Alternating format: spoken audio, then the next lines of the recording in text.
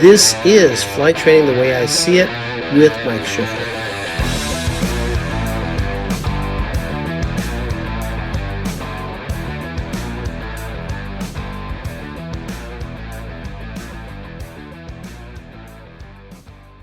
Hello everybody and welcome to another exciting episode of Flight Training the Way I See It, news and opinion about flight training and aviation with your host, me, Mike Schiffer. This is the July 2025 podcast and video newsletter. I'm going to cover a new product that you may not know about from UND. It's not new, but it's been around for a while, but it's available to schools. It has to do with collecting and analyzing data from flight school airplanes. We're also going to spend a bit of time talking about MOSAIC. It's finally here, and MOSAIC is the modernization of a special airworthiness certificate. Long time coming, 10 years, and we had it released during AirVenture. What a great venue for that. So we're also going to talk about handbook changes or updates that are coming to support the MOSAIC changes. I'll also be giving you an update on the 141 modernization efforts. And we have another meeting coming up, an FAA meeting coming up in August, so we'll have more to say next month. And of course, I'll give you 3 pro tips for this month. So let's get started. So our first topic is, who knew University of North Dakota, UND, can collect and collate flight data from any school?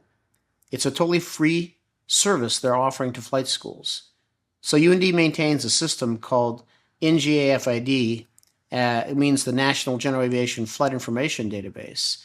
And you can take data from any G1000 equipped airplane, ForeFlight, an AHRS equipped system, and you can get that data to UND, and they can process that information for things like when an engine redlines, if it redlines, what the altitude was, the heading was, anything. We can see what the oil temperatures are if you have that built into the G1000. That's already in the G1000 engine parameters, but if you didn't have it, then of course you wouldn't have that available. But you have everything. Everything in the AHRS data is there, and you can set trigger parameters to say, I would like to see, for example, if the airspeed went past 120, or if the airplane's RPM went past a certain amount, or whatever it would be. And then that data is specific to the school. It doesn't leave a UND to anywhere else, and UND doesn't even see it.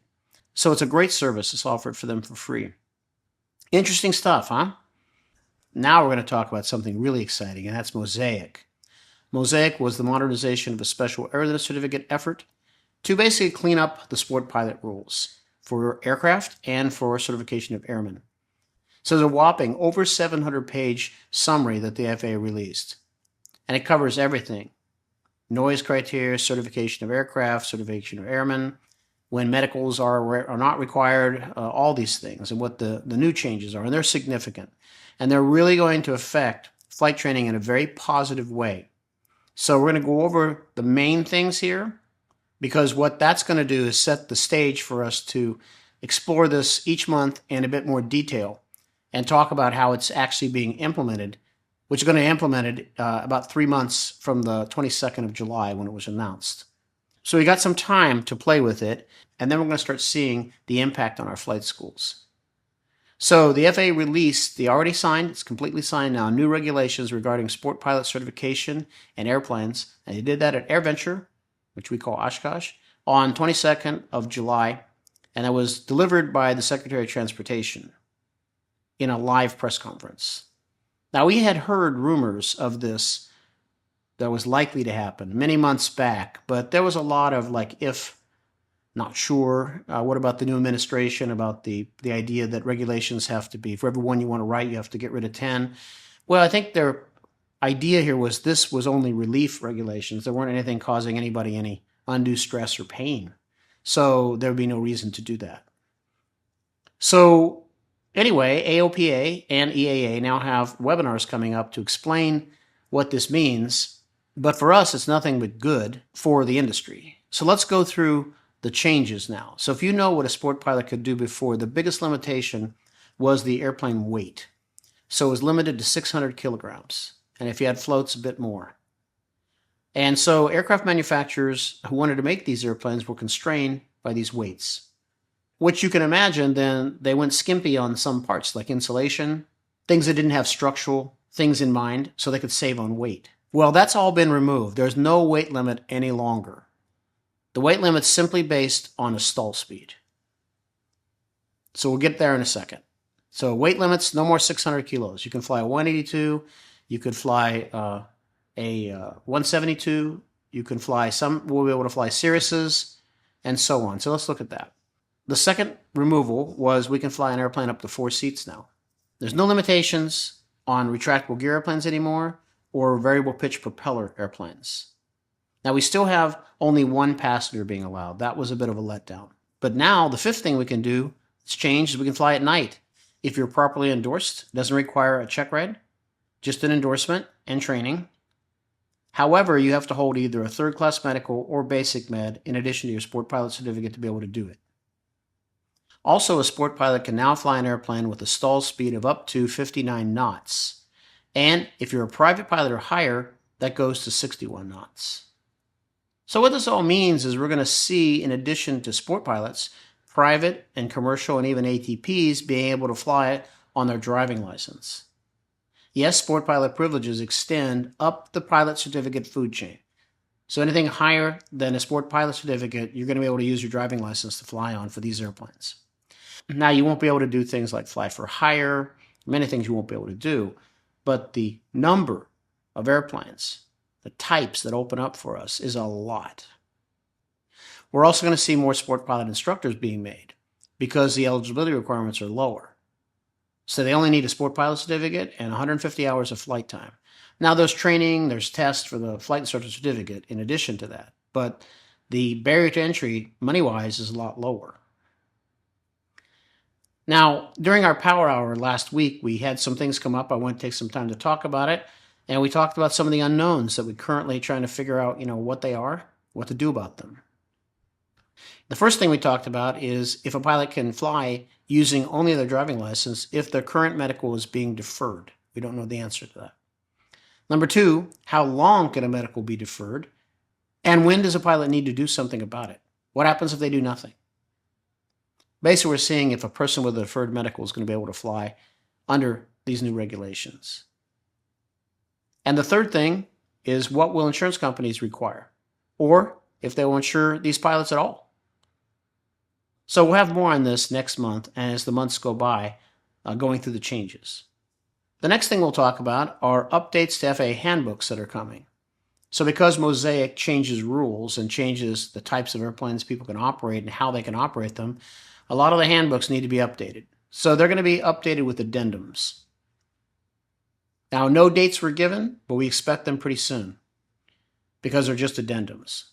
So these handbooks will include the Airplane Flying Handbook, the Pilot's Handbook of Aeronautical Knowledge, the Weight and Balance Handbook, the Powered Parachute Handbook, and Weight Shift Control Flying Handbook. Next thing we'll talk about is the 141 modernization. It's pointing towards using tiers.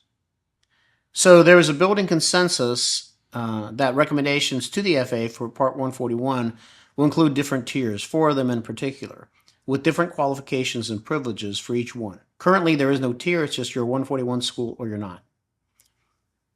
So currently, the subcommittee working on that is considering 4 tiers, the first tier being the easiest to qualify for. And this could be a school with as little as 1 airplane and 2 instructors. It shows the FAA intent on the part of the operator, lets the FAA get to know the school as they progress through more levels of certification. It makes those next steps easier. In the second tier, after you've had that for 24 months, examining authority can be offered. The third tier is for larger schools, in particular like colleges, universities, biggish schools, and will contain alternate methods of renewing their certificate using data from a required QMS, quality management system. And the last tier, Tier 4, is for career path schools. Similar to the third tier, this will provide additional relief from administrative changes that currently require an inspector, among others. And there's also broad consensus on a dedicated central office to handle 141 certification, regulation, interpretation, and expert resources. Now, this alone is going to really be an enormous improvement in waiting times and consistency between FSDO inspectors. It'll also reduce the inspector's workload and speed up certification, renewals, and other administrative issues that currently require an inspector's attention.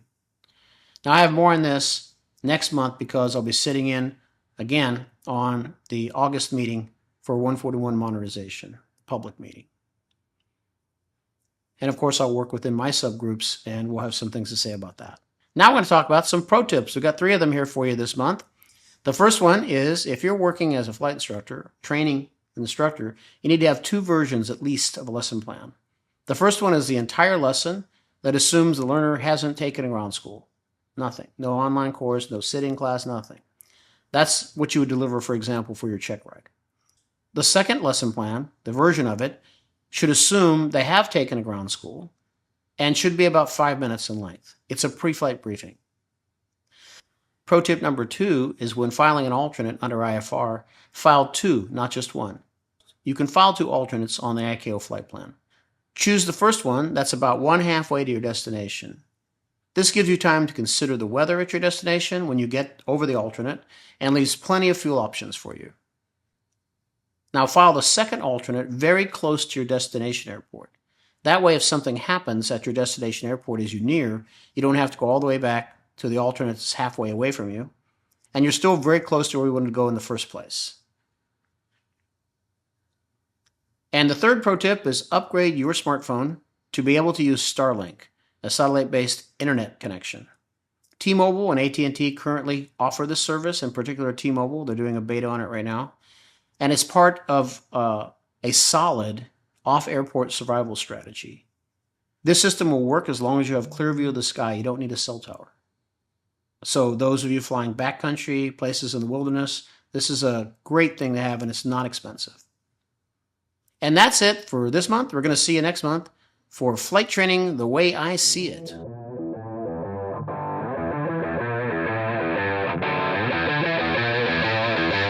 This has been a production of Flight Training the Way I See It. News, tips, and opinion.